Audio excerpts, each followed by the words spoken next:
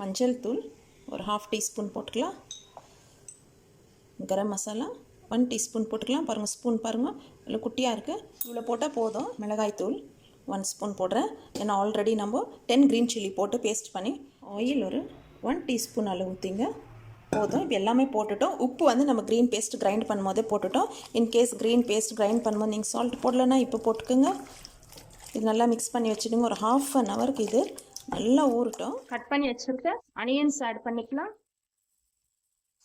Onions நம்மளுக்கு நல்லா brown ஆகிடுச்சு. கட் பண்ணி வச்சுருக்கேன் டொமேட்டோஸ் போட்டுக்கலாம். நான் பெரிய சைஸு 3 டொமேட்டோ போட்டிருக்கேன்.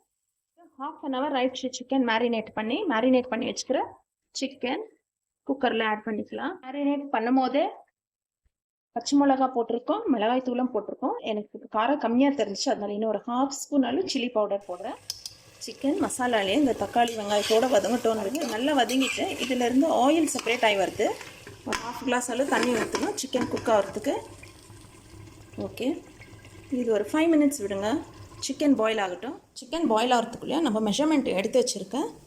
இந்த தண்ணியை ஸ்டவ் மேலே வச்சுக்கலாம். ஆகட்டும். ஸ்டீம் வந்துச்சு பாருங்கள் நம்ம சிக்கனுக்கு.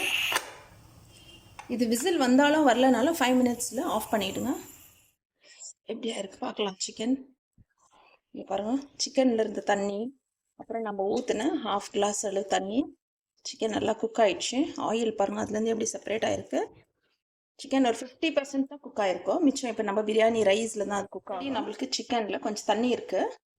இப்போ அந்த தண்ணி மைனஸ் பண்ணுறதுக்காக இதிலேருந்து ஹாட் வாட்டர்லேருந்து கொஞ்சம் எடுத்துக்கலாம், கம்மி பண்ணிக்கலாம்.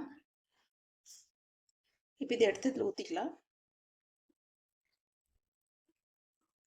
நான் டேஸ்ட் பார்த்ததில் உப்பு கம்மியாக இருந்துச்சு, நான் உப்பு போட்டுக்கிறேன். பிரியாணி இதில் போட்டுக்கலாம். தண்ணி நல்லா கொதிக்குது. இப்போ குக்கர் க்ளோஸ் பண்ணிக்கலாம். குக்கர் க்ளோஸ் பண்ணிட்டு இப்போ ஸ்டீம் வருது. நான் வெயிட் போடுறேன். வெயிட் போட்டு ஸ்டவ் மீடியமில் வச்சுக்கோங்க. இப்போ 5 மினிட்ஸ் டைமர் வச்சுட்டு குக்கர் ஆஃப் பண்ணிவிடுங்க. குக்கர் ஆஃப் பண்ணிவிட்டு ஸ்டீம் வந்து ரிலீஸ் பண்ணாதீங்க, அப்படியே விட்டுடுங்க. அதுவே ஆட்டோமேட்டிக்காக ரிலீஸ் ஆகட்டும். கேப் ஸ்டவ் ஆஃப் பண்ணிக்கலாம். பிரியாணி இது பாருங்கள், நம்ம மேலே லைட்டாக இருக்கிற தண்ணி வந்துட்டு அடியில் பாருங்கள் ட்ரையாக இருக்குது. ஸோ நம்ம மிக்ஸ் பண்ணும்போது, ஜென்டலாக மிக்ஸ் பண்ணும்போது இந்த தண்ணியெல்லாம் நம்மளுக்கு சரியாக போயிடும்.